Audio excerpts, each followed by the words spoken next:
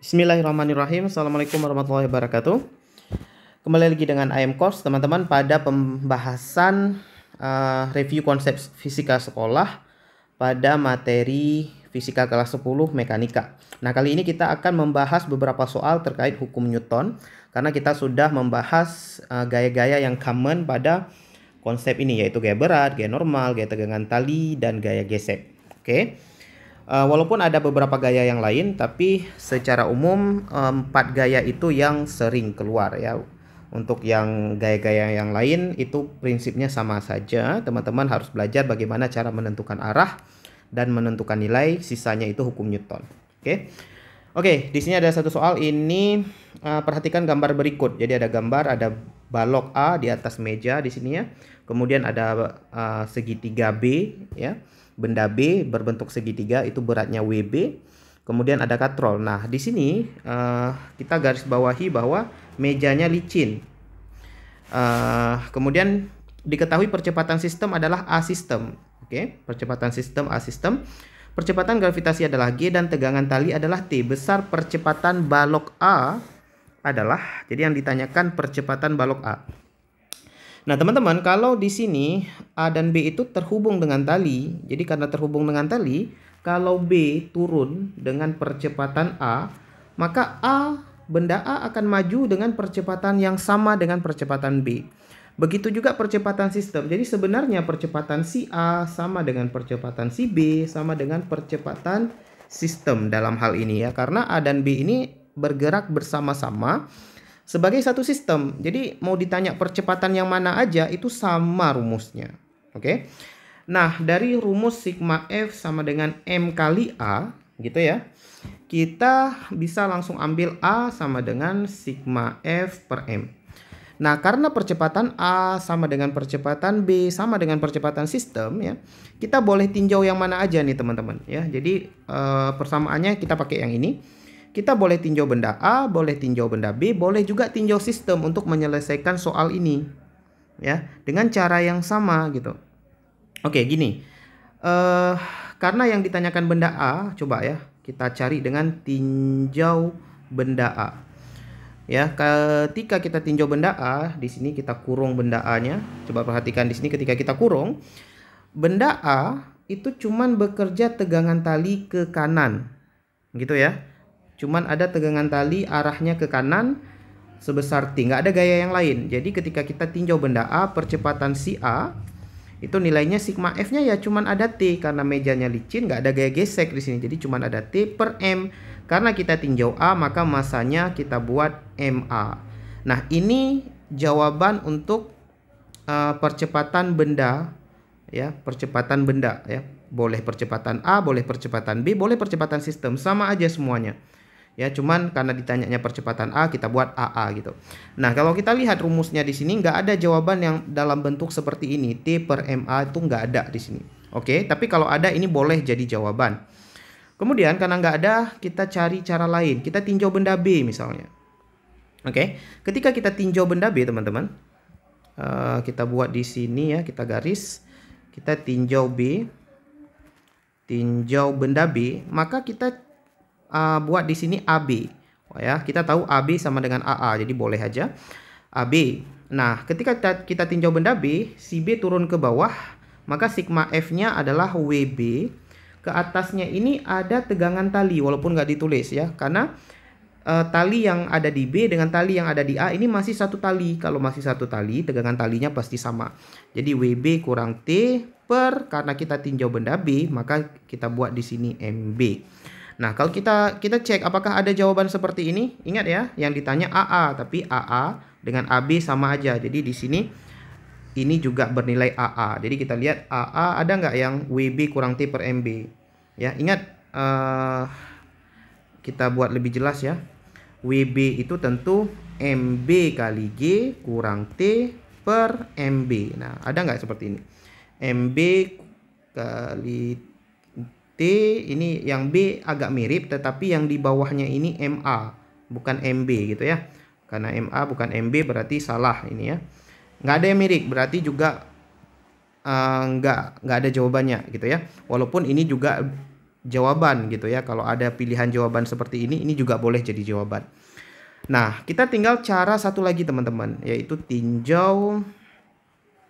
Kenapa jadi begini? Sorry. Kita tinjau sistem. Jadi teman-teman, kalau ditanyakan percepatan seperti ini, kita punya 3 cara malah ya. Punya 3 cara, yaitu tinjau A boleh, tinjau B aja boleh, boleh juga tinjau sistem.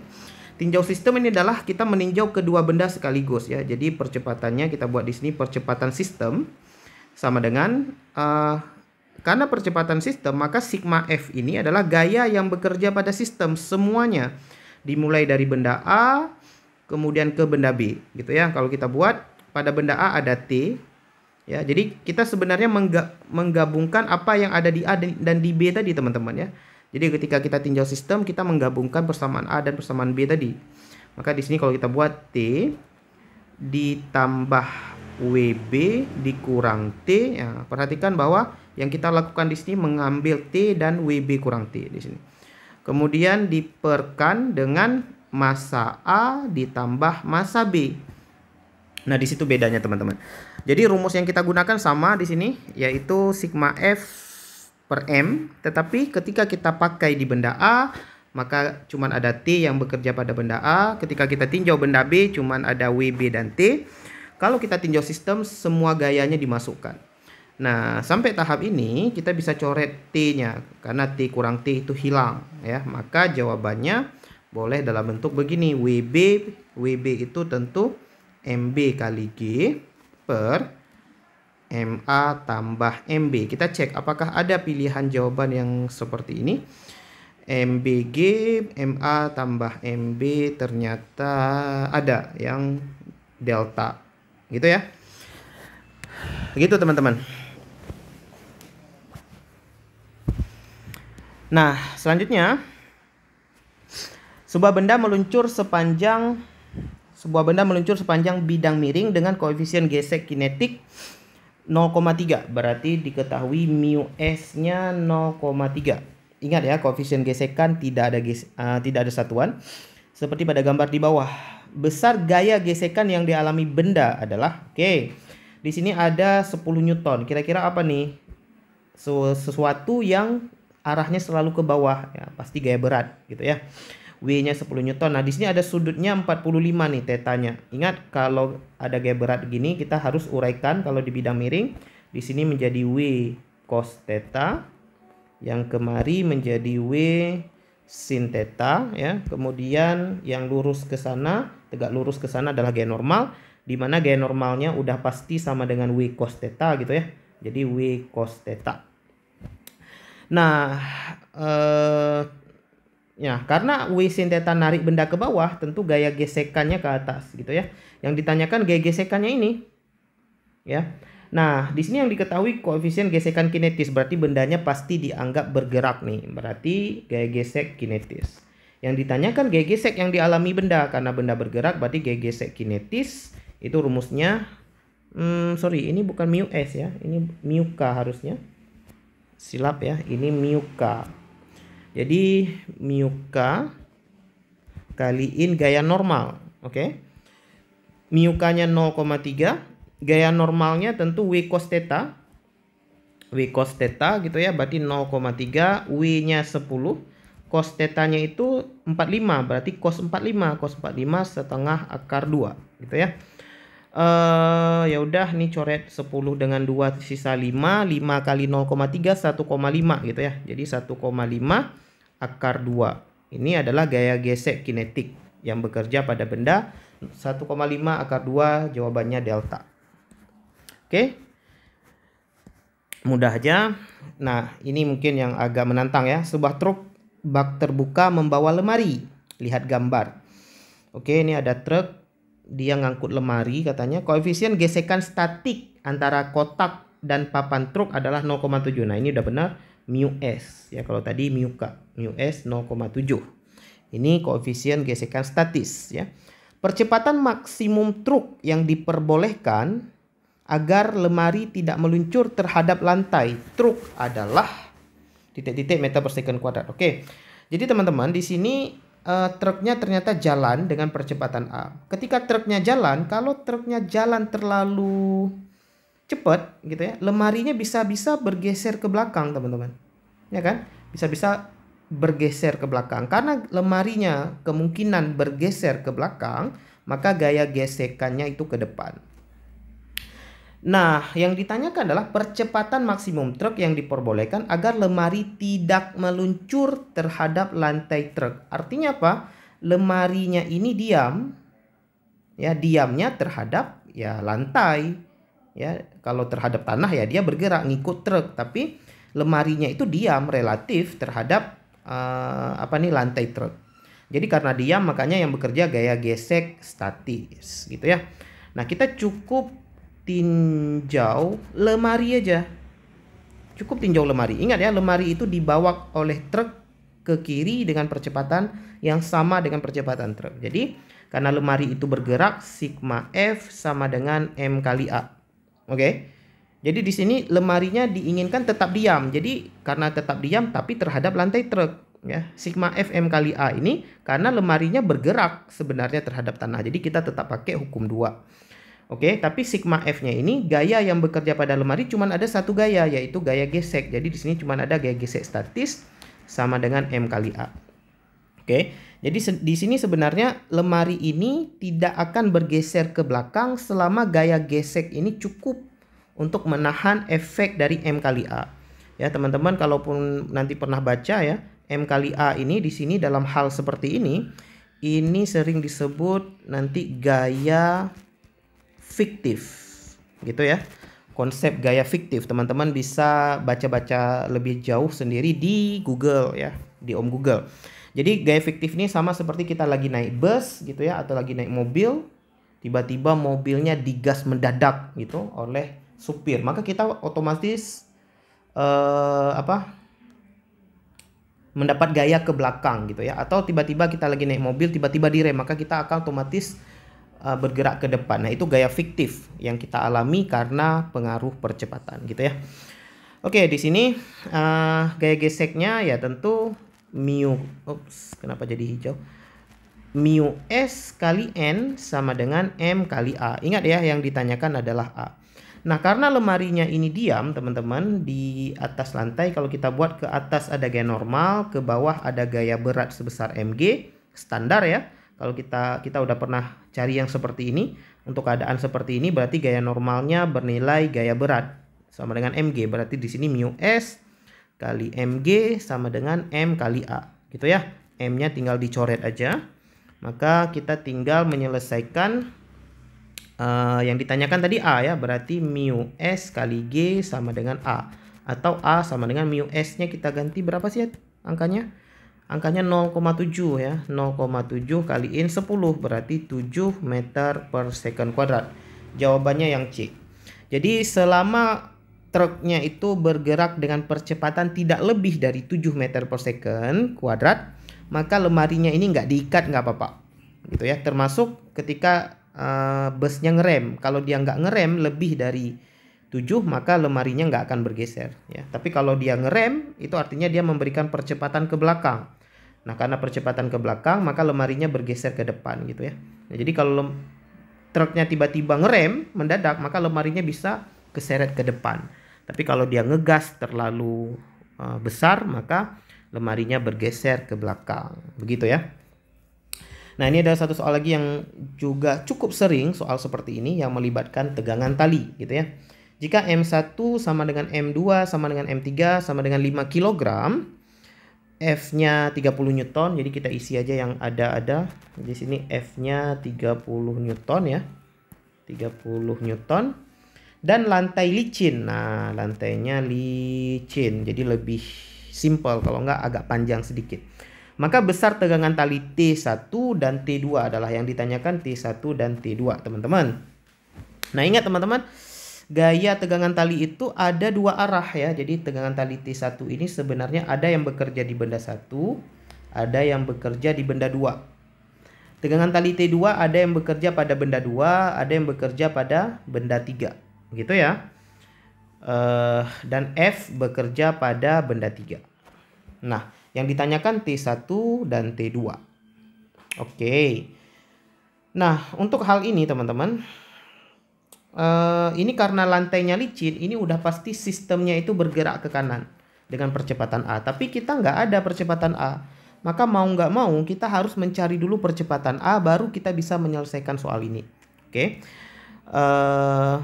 Oke, sip. Kita cari A dulu. Jadi langkah pertama adalah kita mencari nilai A. Kalau cari A langsung aja kayak tadi ya. A sama dengan sigma F per M.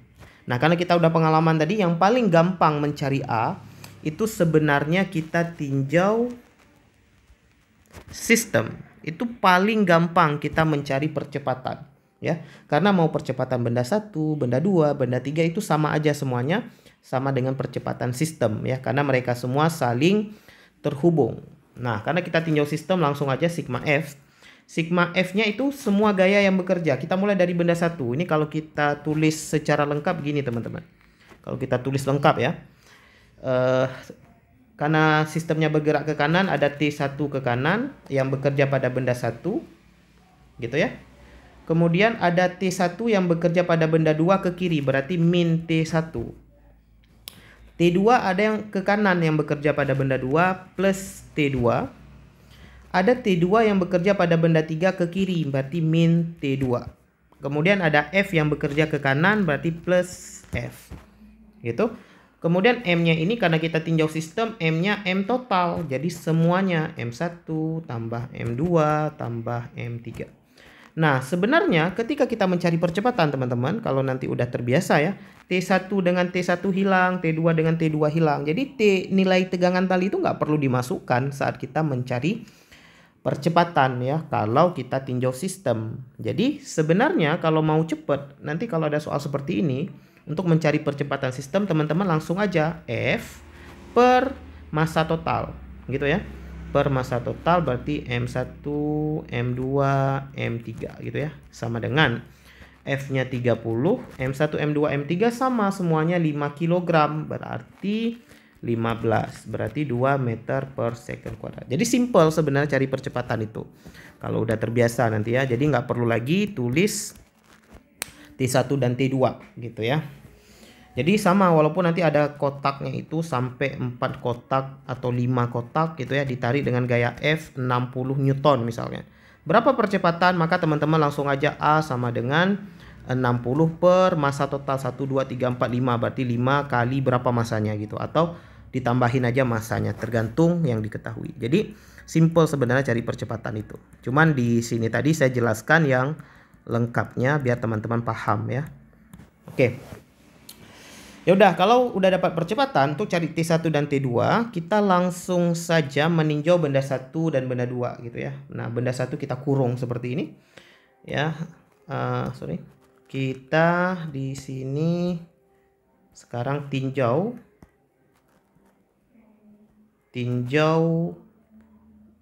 M1. Oke. Ketika kita tinjau M1, kita langsung sigma F sama dengan M1 kali A. Sigma F-nya yang bekerja pada benda 1 cuman ada T1 aja, nggak ada gaya yang lain ya. Nggak ada gaya gesek juga karena licin, berarti M1 kali A. Ya udah selesai. T1 sama dengan M1-nya 5, A-nya 2. Berarti 10 Newton. Nah, T1 yang 10 Newton itu antara A dan B pilihannya. Oke, sekarang kita tinjau M2. Gitu ya. Tinjau M2 berarti sigma F sama dengan M2 kali A. Nah, gitu.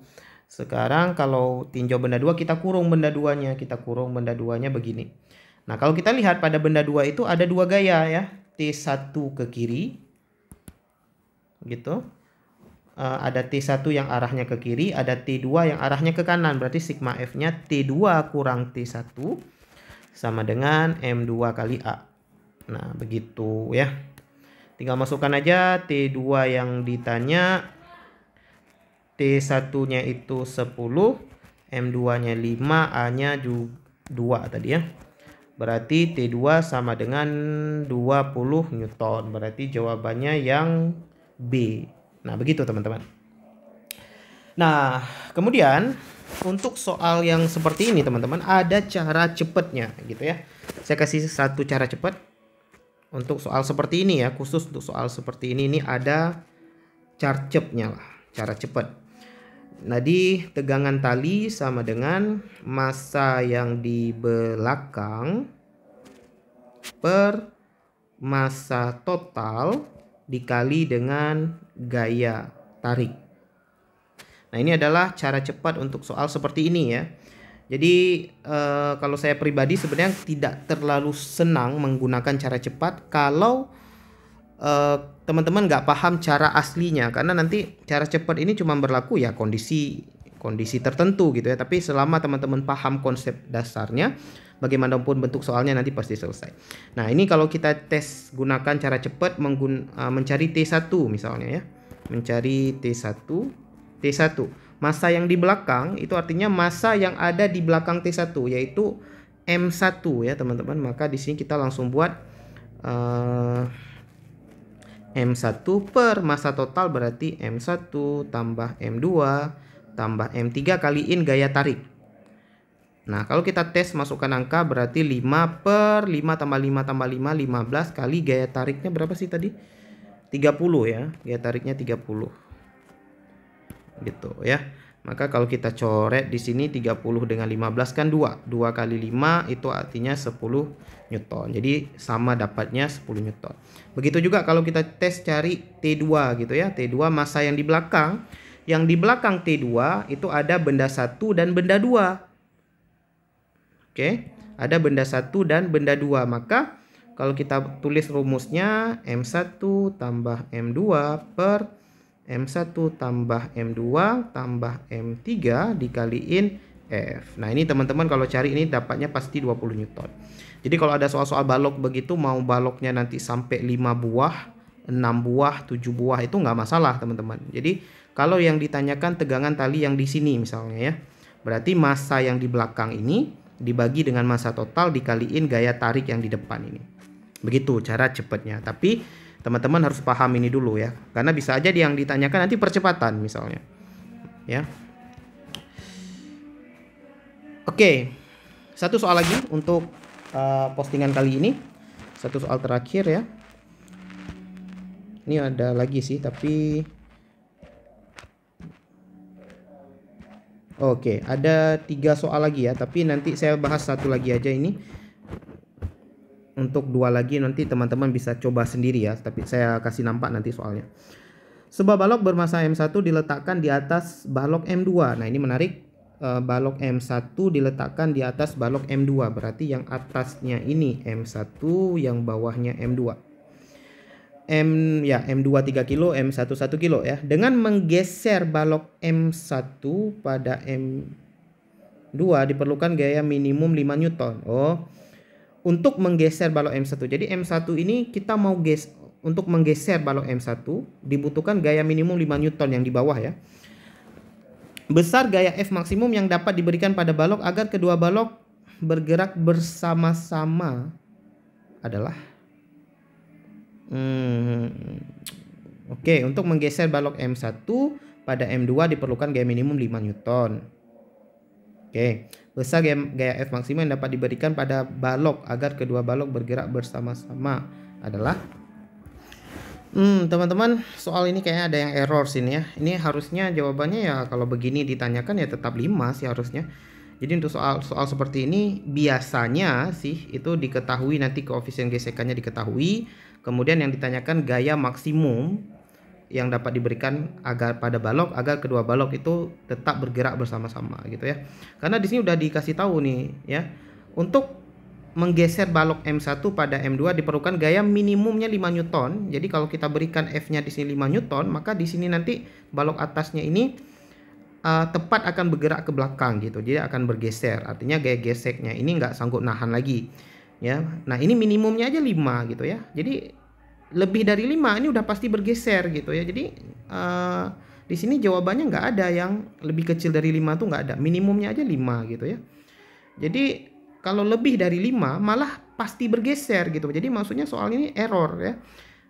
Besar gaya F maksimum yang dapat diberikan pada balok agar kedua balok dapat bergerak bersama-sama ya. Gimana? Gaya 5 Newton aja itu udah membuat dia bergeser. Gitu ya. Jadi ini error soalnya, jadi kita nggak usah kerjakan karena error gitu ya. Oke. Nah, soal ini soal tentang seseorang yang berada di lift. Di sini sebenarnya soal seperti ini saya sudah kasih contohnya di video part 2 mekanika. Jadi teman-teman lihat aja, itu coba dites ya. Ini jawabannya dalam bentuk angka tapi ya. Jadi ada orang berada di lift yang ditanyakan desakan kaki orang pada lantai lift. Artinya yang ditanyakan di sini adalah ada gaya berat mg. Kemudian di sini ada gaya normal. Nah, berapa gaya normalnya kalau liftnya bergerak ke bawah dengan percepatan 3 meter per second kuadrat. Nah, ini teman-teman bisa tes sendiri sebagai latihan ya. Jadi kita kerjakan satu soal terakhir yang ini. Benda yang masanya 2 kg berada pada bidang miring yang sudut kemiringannya 30 derajat ya. Jadi di sini ada sudut kemiringan 30 derajat seperti gambar di bawah. Besar koefisien gesekan statis maksimumnya adalah. Oke. Kita uraikan dulu gayanya ya. Di sini ada mg ya, standar untuk bidang miring ya. Kita harus uraikan di sini nilainya mg sin theta, di sini mg cos theta. Kemudian yang ke atas itu gaya normal. Gaya normalnya sama dengan mg cos theta. Nah, yang ditanyakan adalah benda berada pada bidang miring, sudut kemiringannya 30, besar koefisien gesekan statis maksimum adalah. Jadi di sini tentu akan muncul gaya gesek ke atas gitu ya, gaya gesek ke atas untuk tentu gaya geseknya statis ya, dalam soal karena ditanyanya statis, untuk menahan gaya mg sin theta yang arahnya ke bawah ini. Jadi sigma f sama dengan 0. Kenapa sama dengan 0? Karena bendanya tetap diam pada sumbu X ya. Ingat kalau bidang miring itu sumbu X-nya sejajar bidang miring ya, sumbu Y-nya tegak lurus bidang miring. Nah, karena sama dengan 0 berarti mg sin theta sama dengan Fg statis. Di sini kita tulis lagi mg sin theta sama dengan gaya gesek itu tentu mu s kali n. Nah, kita udah tulis di sini n-nya mg cos, berarti di sini sama mg sin theta sama dengan mu s kali mg cos theta, dimasukkan nilai n ya. Kemudian di sini tentu kita bisa coret nilai mg, maka kita bisa tuliskan dalam bentuk sin theta per cos theta sama dengan mu s. Nah, sin per cos secara trigonometri itu nilai tan theta sama dengan mu s, teman-teman ya. Jadi koefisien gesekan itu sama dengan tan theta gitu ya. Tan 30 jadinya. Jadi tan 30 ya, mu s-nya sama dengan tan 30. Tan 30 itu berapa sih nilainya sin per cos? Berarti sepertiga akar 3 gitu ya, mu s-nya. Berarti jawabannya adalah yang delta. Oke teman-teman, sekian dulu untuk postingan kali ini ya. Semoga bermanfaat. Jangan lupa tekan tombol like dan subscribe buat kalian belum subscribe, jadi nggak ketinggalan postingan-postingan penting lainnya. Kita akhiri, semoga bermanfaat. Alhamdulillahirabbil alamin. Assalamualaikum warahmatullahi wabarakatuh.